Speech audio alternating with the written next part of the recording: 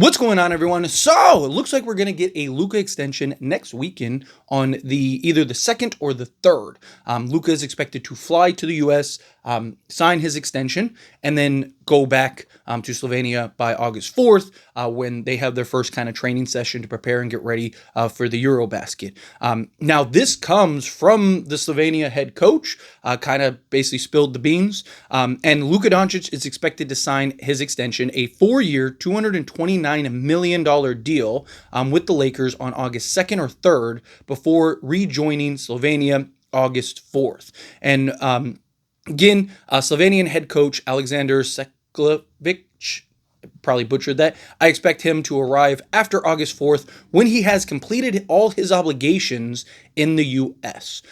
So Luka is going to be signing a $229 million deal for 4 years, right? Now, the reason this is interesting, so one, he'll be getting $57 million a year, which is, the most that he can get right now, especially after, being traded from Dallas. You got to remember, he lost that Supermax money because of the trade to Dallas.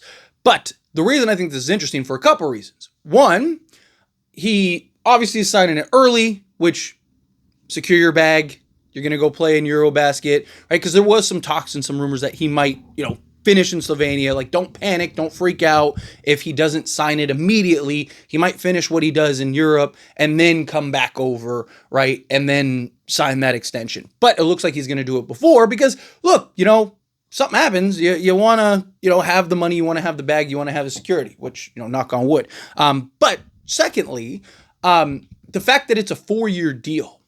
And the reason that that's interesting is because what was expected from him was that he was going to sign a 3-year deal. Now, the reason that it was thought that he would sign a 3-year deal is because that 3rd year, if he had a player option, he could opt out and get more money long term. So he's actually, we got to see what the details are first. So one, take all this stuff with a grain of salt, right? Because until he actually signs the extension, right?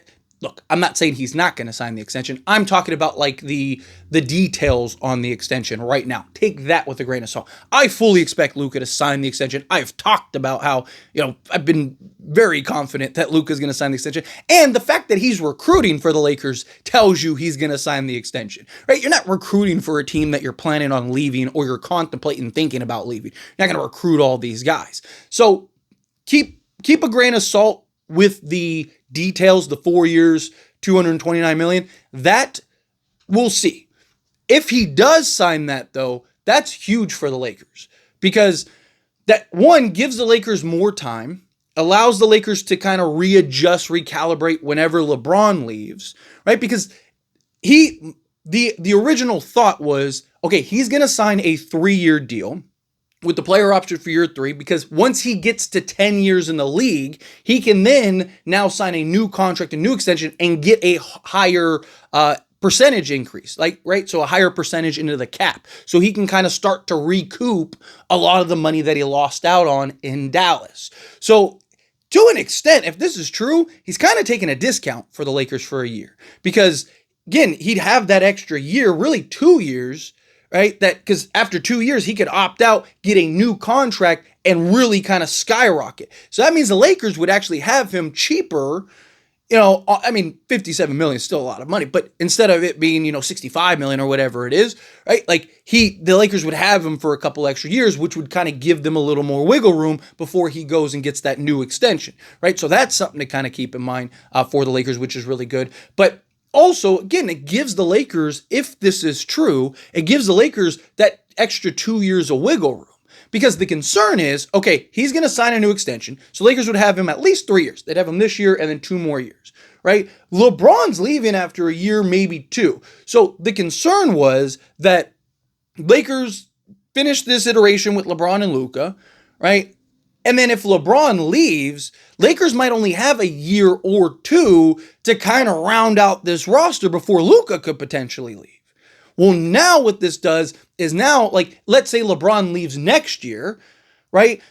Yes, the Lakers are going to want to kind of, go get another star immediately if possible in 2026, but there's also the potential that, they're not, because you look at who's available in 2026, there isn't anybody. There's not like star that makes sense alongside Luka Doncic, right? The only guy that did was Jaren Jackson Jr., and he's signed his extension. Now that doesn't mean that somebody can't request a trade into it. Like Giannis would be going into a contract year, Jokic would be going into a contract year. Could they potentially request a trade later on? That's something to kind of keep in mind. But the kind of idea of like, hey, Luka's locked in. We got that security. Now the Lakers can go and make their moves and wait if need be, right? You still want, if you can make a contender immediately, you want to do that. But again, you look at 2026, you look at what's available, and it's like, ooh, you almost want LeBron to stick around for another year, right? But let's say he does.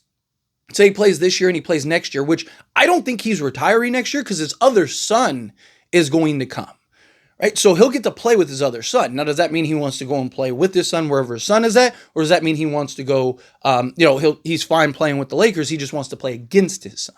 Right? Is that something that they end up doing? We'll see. Time will tell. But I think it's very possible, depending on how this season goes for LeBron, and if the Lakers win, especially if the Lakers win. If the Lakers win the championship, a lot of people might look at it as LeBron might leave. I actually look at it as the opposite. I think it's more likely he leaves if they don't win the championship than if they do. Because if he wins the championship, he now has 5 rings. He's one shy of Ty Jordan. Right? You don't think he tries to go and win back-to-back? I absolutely think he would. So there is a potential that he sticks around for another 2 years. Well, if Luka was only going to sign the 3-year, well, then you have 1 year to figure this out. Right, you have 1 year to kind of get the turnaround, which would be the 2027 season, in which maybe somebody comes. So maybe it's not. There is no concern. But if somebody does it, like if Jokic signs a new extension with Denver and Giannis ends up getting traded elsewhere, say this offseason or something, right, or at the trade deadline or something like that, then that could put the Lakers in a terrible position because now Luka could just leave. Right? Unless he's willing to be patient. But now that the Lakers have him for those extra 2 years, now the Lakers, if they don't get a Giannis, if they don't get a Jokic, they have time to kind of find that other star, whether a guy comes in free agency or they're able to go trade for a guy, kind of, accumulate the assets. The other thing that I'm curious is how are the Lakers going to kind of pivot if he signs this? Like, my concern is the Lakers now become overly patient. Right? Where if you kind of have this deadline, right? Because you got to think it could have potentially been 2 years shorter.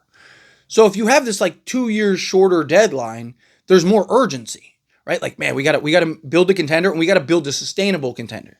Right? We got to do something right now. Where now you have him for the extra 2 years, it's kind of like, even if Luka didn't have intentions on leaving, there is an argument like, hey, keep the pressure. Even if you want to retire a Laker and you're like, hey, I don't ever want to leave Laker. I'm just going to stay here the rest of my career. Even if that's the case, still be nice to kind of put some pressure on the Lakers, right? Like to, hey, go make some moves. Like, hey, I could leave, like even if it's a bluff, right? Like at least make the Lakers call the bluff, right? So would have liked to see a little more pressure, but I'm fine, right? Obviously, the smart thing is to secure Luka as long as possible. And, I'm glad. Like, I don't want to be like, oh, man, what is Luka or the Lakers doing? I'm glad. I think it makes sense for both sides, right? Get the money locked up, figure it out later on down the road. But I hope that now that the Lakers have Luka locked up for the next, really this year and the next 4 years, we'll see. You probably have a player option that 4th year, potentially. But my point is that if the contract does go the way that it is being rumored to go right now, because again, he hasn't signed it until he signs it, right? So my hope is that this kind of gives the Lakers the confidence now to go, let's go. Boom. We got him locked in next 4 years. Let's go win 4 straight championships, right? Like that kind of thing. Like I'm hoping that it's not the, hey, great, we got Luka. Man, kick your legs up. Good job, Rob. Like, I hope it's not that route. I hope it's, no, there's still, now there's even more urgency because Luka wants to win multiple championships and he now entrusted us and gave us the confidence in order to go do that. He now believes that we are capable of doing what he wants to achieve. So let's go prove him right. Right? Because, kid, if you don't do that, Luka might leave at the end of that contract. Right? And if there is a player option in year 4, then it's very possible that he opts out and he just leaves you. So, if this contract is accurate, the Lakers will kind of get him on a discount, at least a year, maybe 2.